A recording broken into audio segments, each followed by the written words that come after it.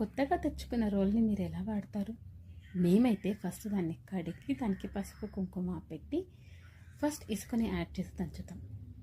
తర్వాత క్లీన్ చేసేసి అందుబాటులో ఉన్న ఏదో ఒక ఆకుకూరనేసి దంచుకుంటాం.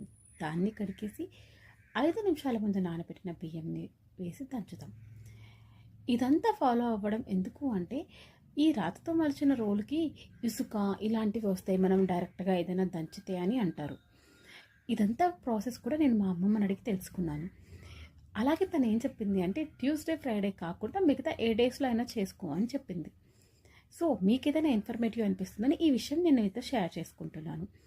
నార్మల్గా మార్కెట్లో మనకు అల్యూమినియంతో చేసిన రోల్ కానీ, ఇంకా పాలరాతి లాంటి రోల్ కానీ దొరుకుతుంది కదా, వాటికి ఇలాంటివన్నీ ఫాలో అవ్వము. ఓన్లీ రాతితో మలిచిన రోలుకు మాత్రమే మనం ఇవన్నీ ఫాలో అవుతాం.